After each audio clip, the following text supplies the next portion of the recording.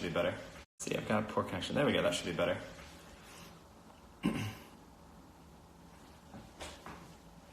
How's everybody doing today?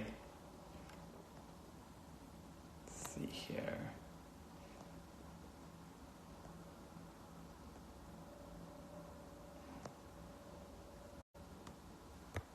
There we go.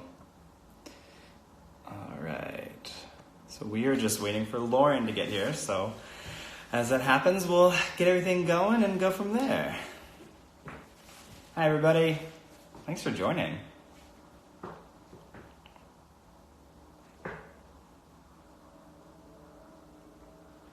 All right.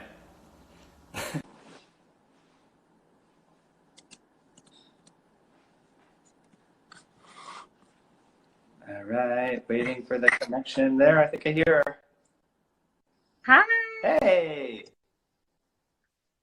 Okay, is this working?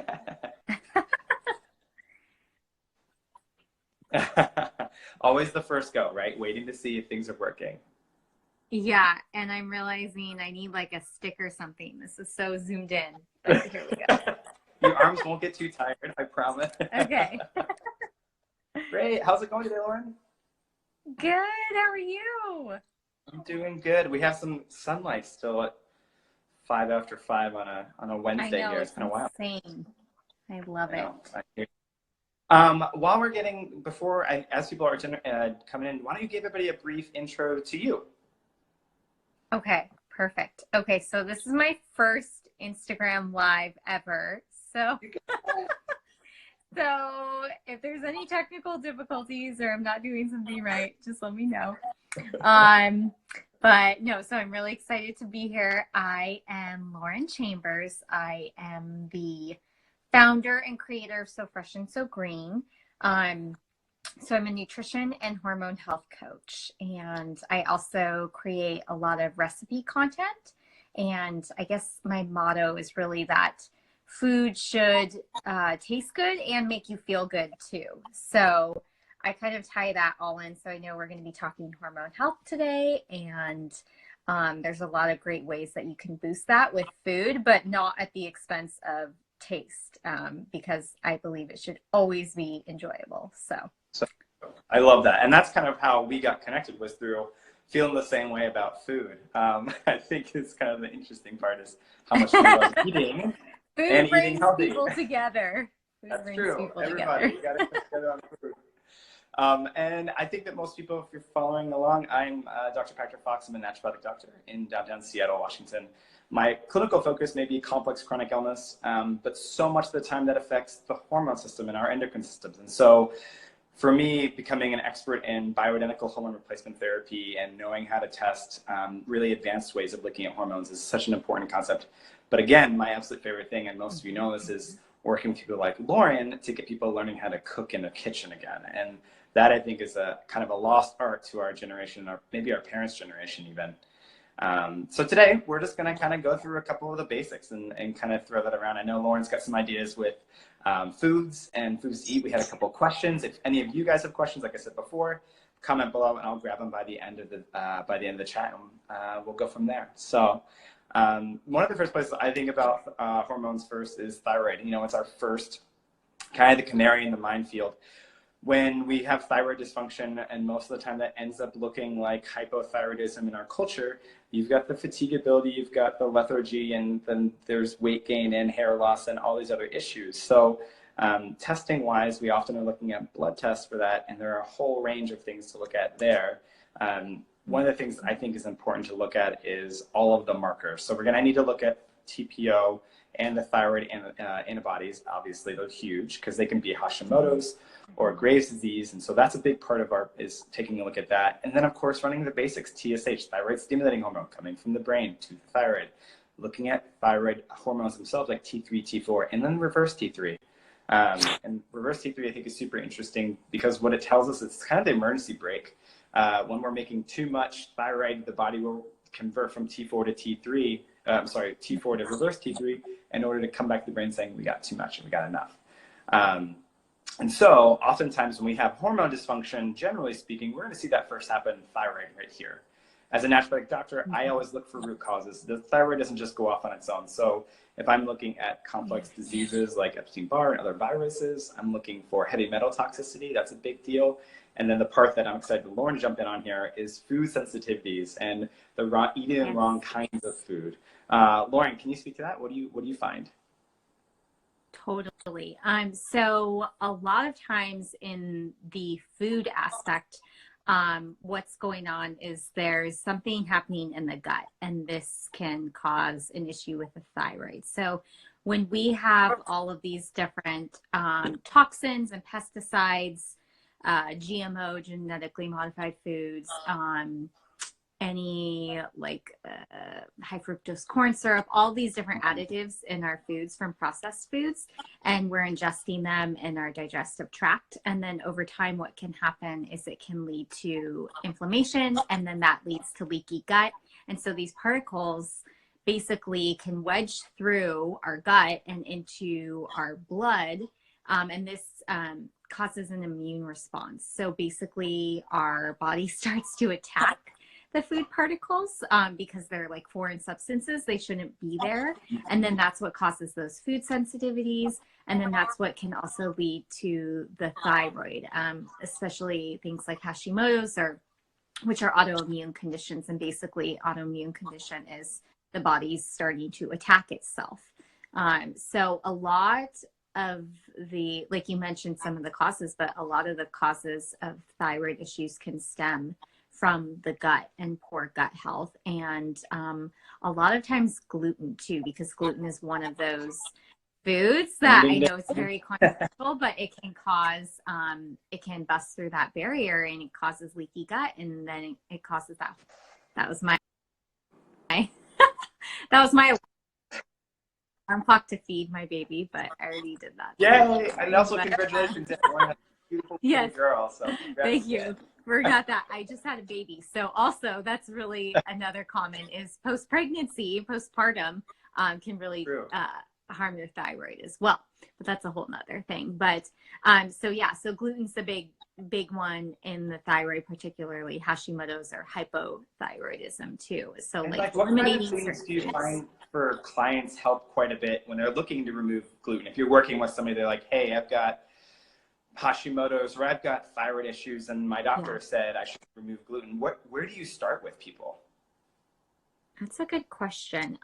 So like you mentioned earlier, not to scare people away, but I think the number one way you have control over your food is by cooking more or making foods at home, because when you're going out to eat, there's a lot of contamination. You don't know where the food's coming from, what they're putting in it. Luckily, today we live in an age where people are becoming a lot more conscious, especially you and I. We live in Seattle, so we have a lot of great options. Like it's very, trendy as far as healthy foods go. But I think like cooking the basics and reading ingredient labels, like knowing what foods contain gluten and how to read ingredient labels, and buying foods that don't even require labels because they're a real whole food, and then cooking them at home is a good way to just start eliminating the gluten. So I think like education is important, like knowing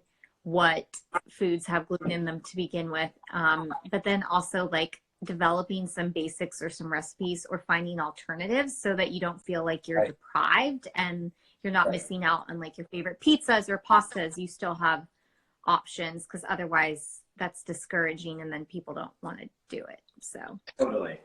And there's a lot more that's come to market too, which I think is great. It's really helpful for, people that are on the go and prepackaged kind of like organic cauliflower flours for pizza making at home. And so I think that what's neat about, of course, being in Seattle is there are a lot of options like that, and we can kind of have it a little bit than maybe other people might have. And that's really true. I think gluten is a big one. Dairy tends to be problematic too for these thyroid patients as well. So I often will kind of recommend taking a break from both of those things. And dairy, I think, is a little bit easier. I find, I don't know if you'd agree with that. What do you think? Oh yeah, I think so. I personally, and again, I think every person's different, so not So just because I do this doesn't mean everybody needs to do this, but I personally avoid both gluten and dairy. I think those are really big inflammatory triggers for a lot of people, because we either lack the digestive enzymes to break it down properly, or like with gluten, it's causing leaky gut in a lot of us. So I just find I function a lot better without them. And I think there are so many great alternatives on the market. I mean, I don't know that anything will really beat real cheese ever, but I have found some good options. And I can list off a bunch. I don't know if you want those now, but I mean, like, we make pizzas at home all the time. I'm adding stuff to salads and pastas, and we found a lot of great alternatives. My husband is Italian and he's super picky, and he also loves gluten and dairy, and so it's not just me, he's approved of these things too. So that's a big deal. That's actually really true. Can you get the people who may not think that they're sensitive or would want to eat that way to eat that way? So kudos. Yes, I think that's like one of the biggest ways to just like help make those positive changes in your household or with your friends or families. Lead by example. And if you are cooking things that taste good, and just, you know, cook them and feed them to people and then tell them later what's in it, and half the time they won't even know, and then they'll maybe be inspired to try some of those ingredients or use them at home. And you're touching on food exploration. I think it's a really interesting comment too, you know, in learning to eat and shop correctly, right? And learning where to go shopping in a grocery store. I mean, our conversation could go so many different directions, and maybe that's a future conversation for us, is doing a live Instagram shopping trip with Dr. Fox and Lauren Chambers. That'd be super fun. That'd be really fun. Look at us. There we go. I just realized too, by the way, it looks like I have horns coming out of my head from the That was my feedback after we were done. I'll find a different background next time. I came in here to get away just in case my baby started crying, but okay. So sorry, I don't have horns coming out of my head. It's meant to be a conversation, right? So yeah, keep asking questions, guys. We'll answer those at the very end. So, you know, we touched on thyroid, and every person, like we said, is individualized. And so testing is important. So seeing a functional or a naturopathic doctor who's going to really look at that specifically is really important. And then finding somebody that's going to know their way around being sensitive to different foods and knowing how it feels to be optimal without those types of food triggers is also important too. So with that said, let's move on to some like the sex hormones, because that's a giant topic for us to talk about. And this is true for both men and women. So we know that all of us have pregnenolone, which is the grandparent hormone that feeds into DHEA and testosterone, that also feeds into progesterone and estrogen, and those are in different ratios, not only for men and women, but women who are premenopausal, then menopausal and postmenopausal. And so my favorite preferred way of testing everybody, and this is obviously patient or provider specific, I use a urine test, specifically the Dutch test from Precision Analytic. I've been using them for 4 years when they kind of first came on the market, and they've been slowly expanding and getting better. What I like the most about them is that they use urine test, which is super simple, but it also lets us know about metabolites. And those are the changes that estrogen and progesterone and testosterone make, and let us know more specific about where we can insert changes and affect change in a better way. On top of that, it tells us about adrenal function from the cortisol. And so that's super important, because not only is the thyroid intimately tied in with sex hormones, but also the adrenals too. So adrenals, we've talked before, are the low back above the kidneys. And so add renal on top of the kidneys. And so when I start looking at a patient that comes in with maybe estrogen dominance, and that means they have more estrogen than progesterone in their system, there are a couple things that I start thinking about. One, which types are they making? How do we metabolize into better forms?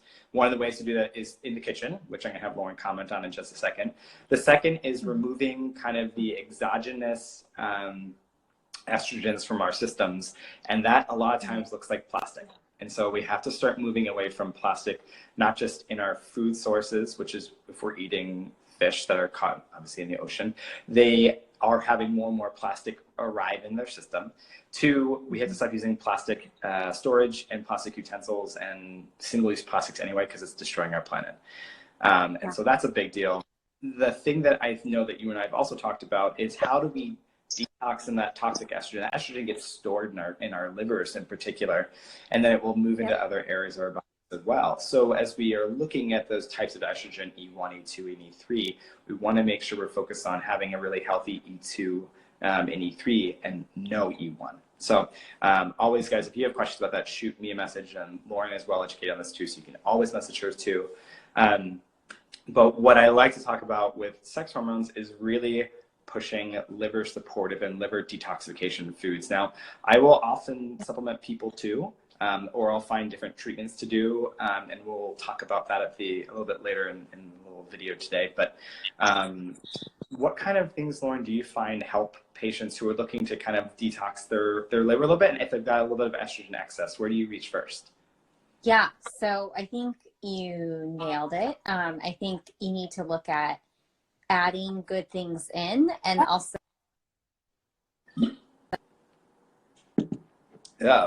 oops, sorry. There we go. Okay. I think you need to look at adding good things in and also removing some of the harmful substances, like you mentioned, plastics are a big one, that can impact the liver and harm the whole process, inhibit detoxification. But I think in terms of adding in, that's a really good place to start, because again, you're not focusing on depriving yourself, you're focusing on, okay, what are more nutrients I can add in? And a lot of them actually taste really good. So one of my favorites is cauliflower. That sounds really lame, but like you mentioned earlier, it's a good substitute for a lot of those like gluten grain things. Sure. And you can, like, if you're using rice, it actually mimics a cauliflower rice. I mean, it kind of mimics that texture of rice. And if you have a sauce, it soaks up the sauce really well. So, that's a good way to use it. You can add it in soups. I just did a little segment on New Day Northwest or King 5 News last week, and was talking about this too, and did a spiced chickpea, sweet potato, cauliflower curry. And that is amazing. Cauliflower is really good in soups too. It's a good thickening agent, so it can make things really creamy. This sounds a little weird, but I also add it frozen in smoothies, and it doesn't really add much taste, but it adds a lot of bulk and then benefits. And why I say cauliflower, actually any like of those cruciferous veggies, so cauliflower, broccoli, Brussels sprouts, kale, cabbage, anything in that family has, that's a good one, has sulfur containing compounds, and those help stimulate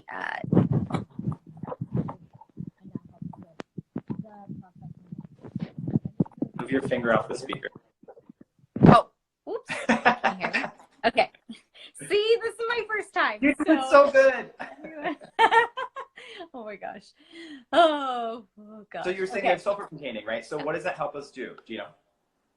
What was that?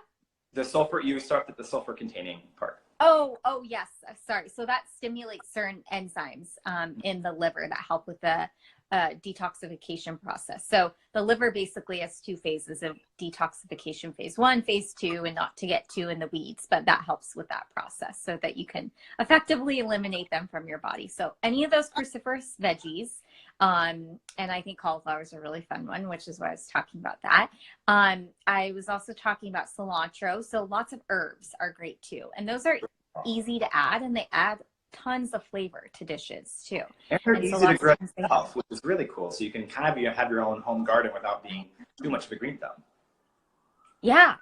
And I think, again, that's a good one, because maybe some people are like, oh, I hate broccoli, but I don't know a lot of people that hate herbs that much, or maybe one herb, but a lot of them add a lot of flavor, and they also have awesome health benefits. So just really easy to garnish and add into dishes. Anything that helps fight free radicals in the body. So when your liver's going through the detoxification process in phase 1, it produces free radicals on its own. And free radicals are what cause inflammation and they cause aging and they can really harm your cells. But usually in phase 2 of the liver, we absorb those free radicals and it's not a big deal. But when our liver gets bogged down in phase 1 from like excess estrogen, from birth control pills, hormonal imbalances, from too much alcohol, prescription medications, cigarettes, toxins that we're consuming from the environment, then we produce a lot more free radicals and we're not able to effectively use them up in phase 2. And then that causes a lot of problems for the liver as well. So that was really long-winded too, but basically anything that fights free radicals, and that's like a lot of plant foods with color is how you can think of that. So like blueberries are a great one. Oh, go ahead. Sorry. We're seeing some amazing new veggies like Romanesco. I just recently discovered like purple cauliflower. Like that's like amazing. That was never something that I grew up with, right? It was always just kind of the basics. But yeah, what you're speaking to is so true. And the one thing I will throw in there, if you're a person, when you have a sulfur-containing vegetable and you cannot be around other humans afterward because of all the sulfur compounds, we have to work on your enzymes. We have to work on particularly one called CBS. And so that is a precursor for making glutathione, which are our most potent antioxidant. That's where we get that from. Mm-hmm. We need that sulfur-containing compound in order to work on phase 2 detox, which is made by the glutathione, which is what Lauren just kind of talked about. So yes, if that is a problem, you might have an issue with the enzyme, and there's a couple really neat supplements that really help with that. So you can always DM me and let me know what you think. The one I reach for most is NAC, or N-acetylcysteine. It helps promote that CBS enzyme, along with a good high quality B6, and making sure it looks good and making sure the iron levels look good. There's a couple different things that really help with that too. So no excuses anymore for those cruciferous veggie non-eaters.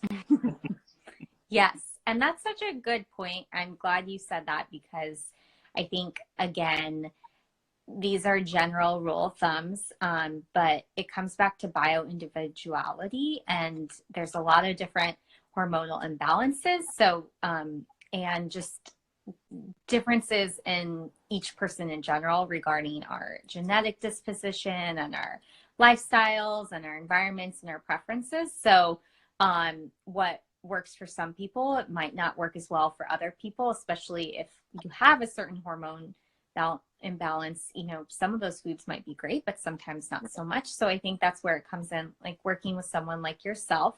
And that's why I'm really excited to just work with you and partner with you, because I think it's really important to have medical practitioners that you trust, that, you know what they're talking about, know the tests that you can do, and really help you get to the bottom of it, the root cause. So then we can effectively put together plan or a treatment, or recommend the best supportive foods and supplements. But if you don't know that, you're just kind of guessing, and it's not nearly as effective, and it can be tough with for yeah, you know, if you're not looking, if you're, you know, when you go in to see the doc, you think that they know all the things that they're supposed to know, and most do, you know, and most know a really good, don't know a really good amount. But seek somebody out who knows hormone health quite well would be my recommendation wherever you are. And I know there are lots of options, so it's not like there aren't plenty, but you gotta be reaching for that. And talk about bioidentical hormones for a moment. That's literally taking a plant and producing and mimicking exactly what our body does. Now, the conjugated hormones are from horse urine. They're equine, so that's why they're problematic in a lot of ways, is because they're identical for horses, but they're not identical in human. And that's a little bit more cancer promoting, and that's the problem with it, is it creates more of our problems like PCOS and acne and increasing cancer risk and pains and aches and joints pain. So hormones, I mean, they change throughout our life cycle, both men and women, and so you have to be negotiating that change as they happen. And I think that using bioidentical hormone replacement therapy, herbal medicine, and then being in the kitchen, meaning these two together, is such an important part of that, because you have to learn how to retrain to be in your body. We're not supposed to be eating tons of processed foods. If it's, you know, if the food has a commercial, it's probably not a great food. It's hard to put down like broccoli as its own commercial, but you know, really teaching people to be back in the kitchen. And that's what, you know, my favorite thing about working with you is that you get to spend so much time educating. and experiential and taste, and you get to get people in touch with all of those things that kind of make life worth living, right? Eating food and being around people. Yeah, totally. And I think that's a scary thing for people. If they do find out they have a hormonal imbalance or autoimmune condition or food sensitivity even, and they're like, well, how is this going to impact me socially, how I function in the real world? You know, food is so interconnected into every part of our lives, and it's a big part with relationships and that social aspect. So having the resources and the support so that you don't feel like that, and you don't feel like you just have to sit at home and eat these certain foods and never go out and enjoy restaurants or be around other people.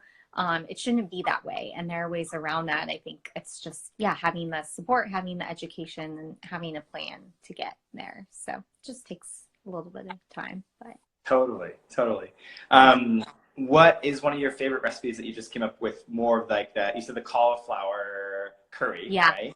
And you've got a bunch on your website. I've gone through your website and I've made a couple of those, and they're so bomb. They're so good. So if you haven't been to Lauren's website, it's beautiful, one, and two, the recipes are really fun to do. So big props to you on that one.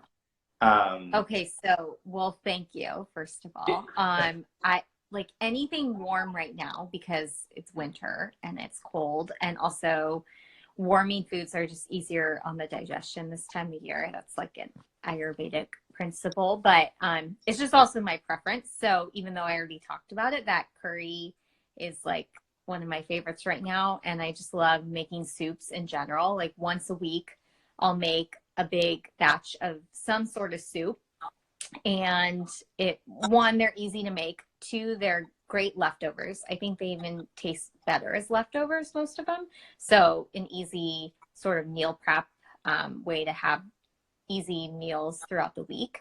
And then also you can sneak a lot of nutrients into soup and not affect the taste as much. So again, a lot of those herbs, a lot of spices.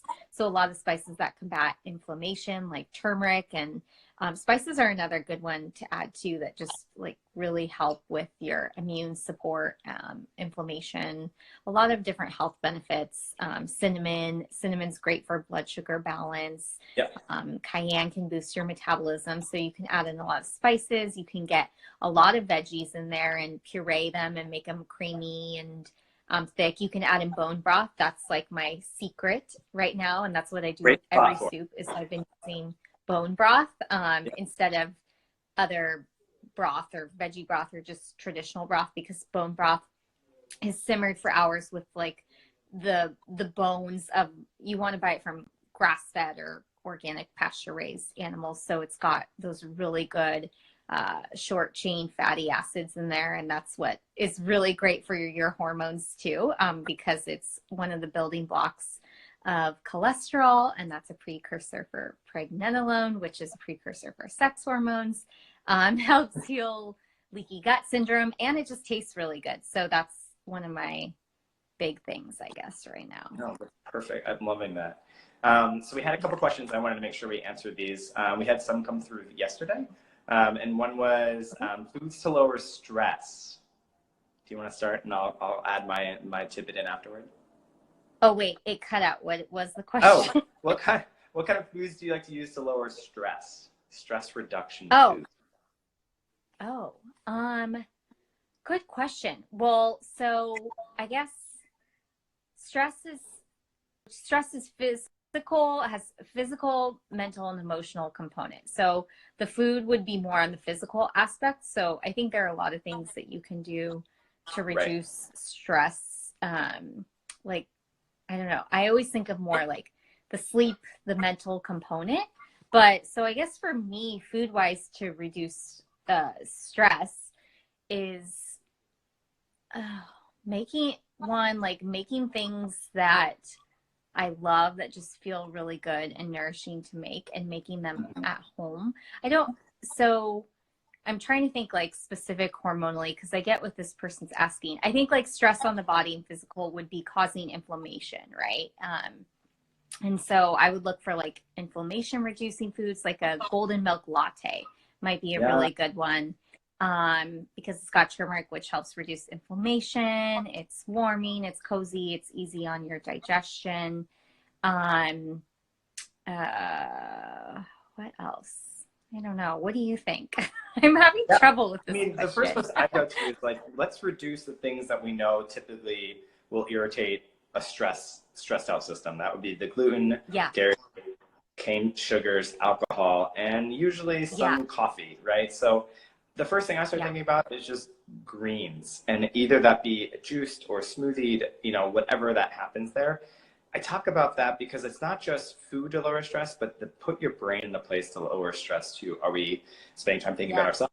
Are we able to go for a walk? I love using food for stress, helping reduce stress, but it takes a little bit, and you kind of have to feed into the system. The things your body wants may not be what your mind's telling you want, right? So to break that cycle, it's a big deal. And I think that what you're talking to is right. It's like making sure you're using warming foods, particularly this time of year.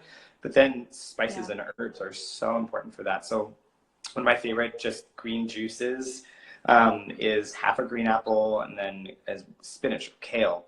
And then you're going to be using cilantro for sure, and then salt and pepper, and then some either coconut water or coconut milk, and just blending that up. And that to me feels nutritious, right? And so as I convince myself that's nutritious, my system for stress goes down. I'm giving myself plenty of antioxidants to fight off any free radical damage.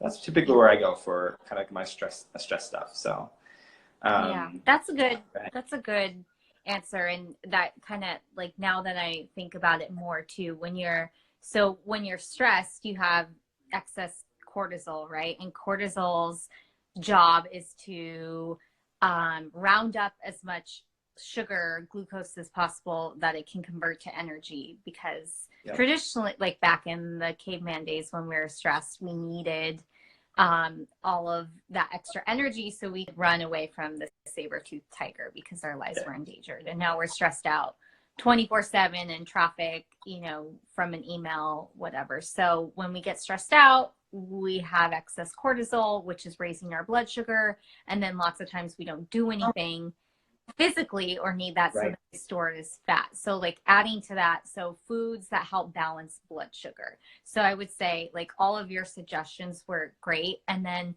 whatever you eat, having a good balance to of protein, fat, and fiber from, like you said, leafy greens, vegetables, that's going to help balance your blood sugar, which is just going to help kind of balance everything and create more of that homeostasis in your body.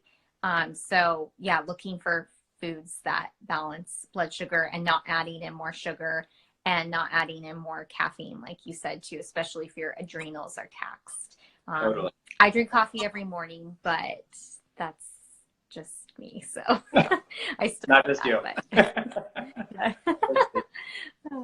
Okay, so we had a question, acne and hormones and what foods to help. So when I start seeing acne presenting kind of on the chin, I'm thinking a little bit more estrogen dominance, particularly in females. Obviously, foods to help, whether you're male or female, is cutting all added sugar. It's a huge part of that. We have to make sure that the gut is functioning well enough to kind of digest the food and not bring it and express it through the skin. So your skin is your largest detox organ. If you've got lots of comedones and lots of acne happening, it's likely that the gut dysfunction is out of whack. And so we need to kind of hit the reset button there. One of my favorites is Aloe Vera Gel, which a lot of people don't even realize is a brand I love that's called Lily of the Valley. And you can pick it up at pretty much any health food store. And what it does is it's an emulsant. It's healing to the entire tube, right? We're a singular tube from one end to the other. And so you have to just really start healing that before you can expect to kind of get the acne get better. Now, hormone-wise, in men, especially prepubescent and pubescent men, that's a little bit more testosterone. So again, removing those added sugars and bringing that back down into more normal range, adding in lots of fiber and dark leafy vegetables is a huge part of that. I think blueberries for sweetness. I think acai is a really great one because you're getting more of those antioxidants too.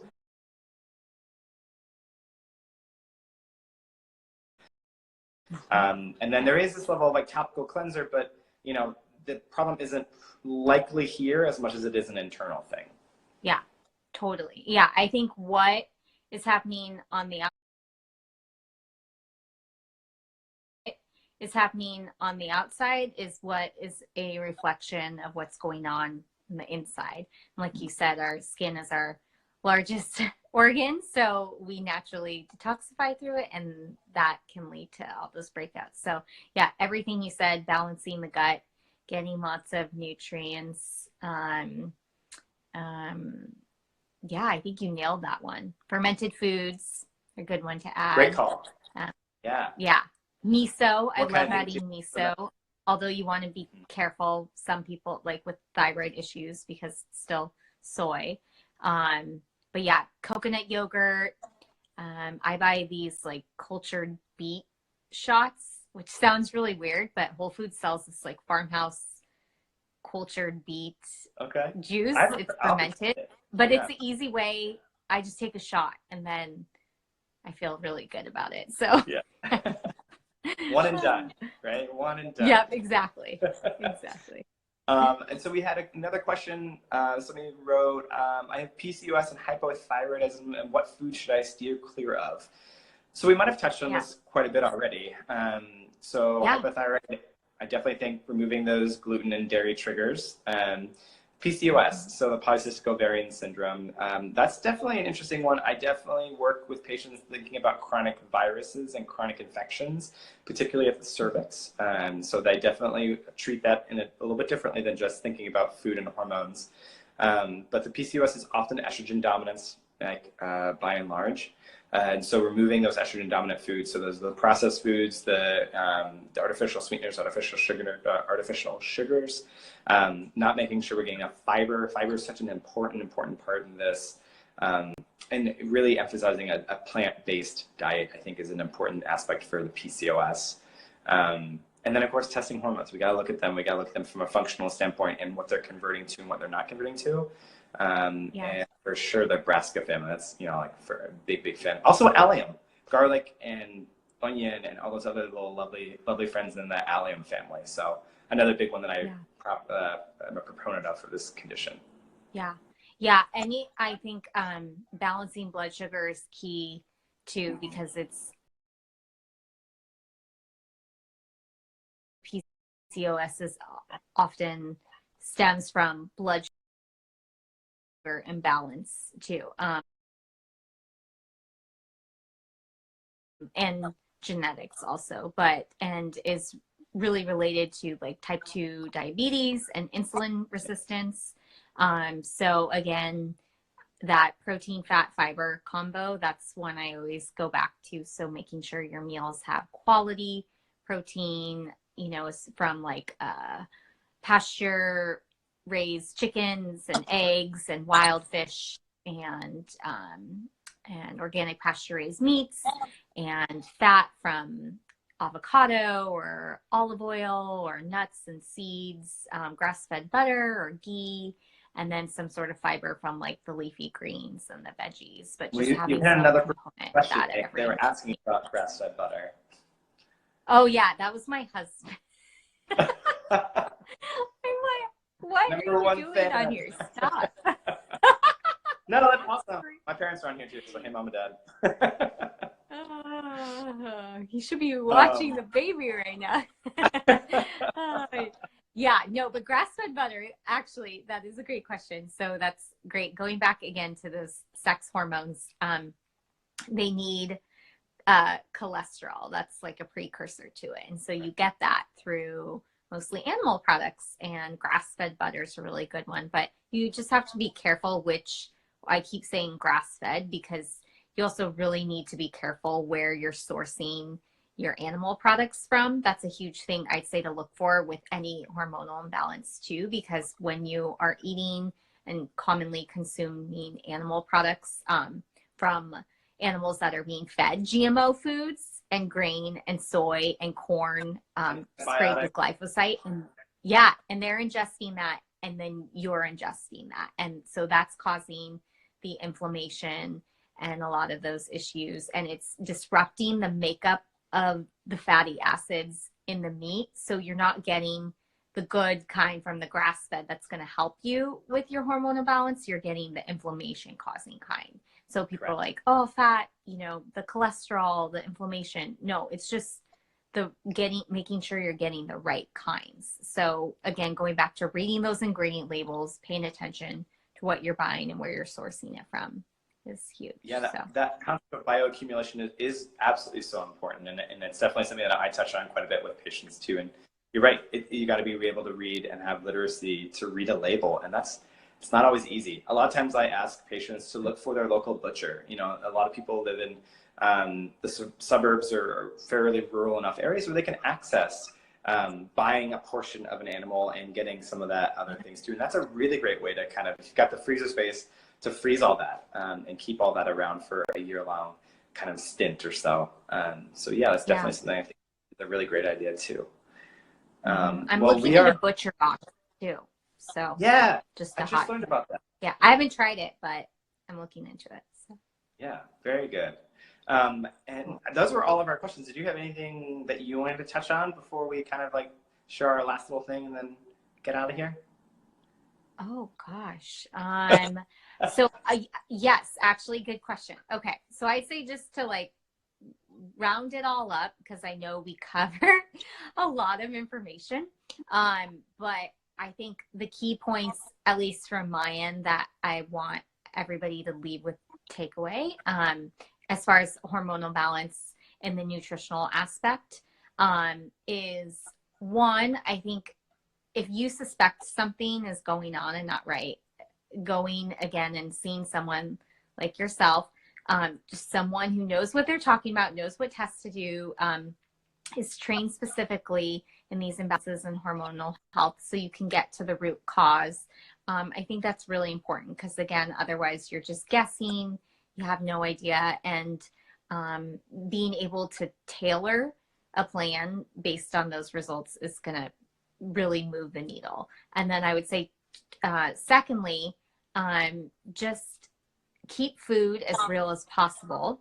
So again, less processed foods, more cooking in the kitchen, reaching for the whole foods that you already know what they are. You don't have to read an ingredient label, but when you are buying them, just educating yourself on what's in the food. And if the ingredient label has more than 10 ingredients, you don't recognize it, a lot of it's sugar, or you can't pronounce it, it's probably going to do more harm than good. So just trying to find another substitute, or at least just getting familiar with what's in the food products that you're buying. And then 3, I'd say, so adding in more of the good stuff, the whole stuff. And then 3, I'd say, like, this isn't food, I guess, but also just avoiding those toxins and considering other lifestyle factors too. So food is a huge aspect of hormonal health, but then, like you mentioned, the toxins from the different beauty products we're using, from the food we're buying,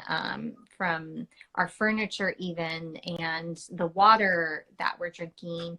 It's everywhere, and it's disrupting our hormones. The plastic we're using, plastic's a great, easy one to start with. So just, again, being more conscious of those different toxins, and then stress and sleep are huge. So, you know, the different lifestyle factors. So, get support you need, eat real food, and just try and be conscious of what else you're consuming in your lifestyle that may be toxic. And that can be even people too, but just starting to weed some of that stuff out, if that makes sense. If you're looking for recipes, Lauren's website is the place to go. So don't miss out on checking her website out. We are doing a special promo. I'm offering Lauren's clients a really great deal. We use an ion cleanse foot bath. And so we're offering a package of 5 for the price of 4. So it's a $250 value. It's only $200. And along with that, we're getting you 1 complimentary methylcobalamin B12 shot. So 5 milligrams. That's about $25 too. So lots of cost savings there. All those things you can do outside the kitchen, like detoxing your system. I just wrote a blog post about this, so it's up on my blog in my profile. And I know Lauren's posted about it too before. So with that, I just want to say thank you so much, Lauren. This was a blast. You did so good on your first one. Thanks for having me. I'm sorry about all the technical difficulties and my antlers coming out of my head, but you made it through. Well, this was awesome, and thank you. And if anybody has any questions, of course, they can reach out to you or me, and we're happy to help. So. Yeah. Yep. Exactly. All right. Bye. Bye.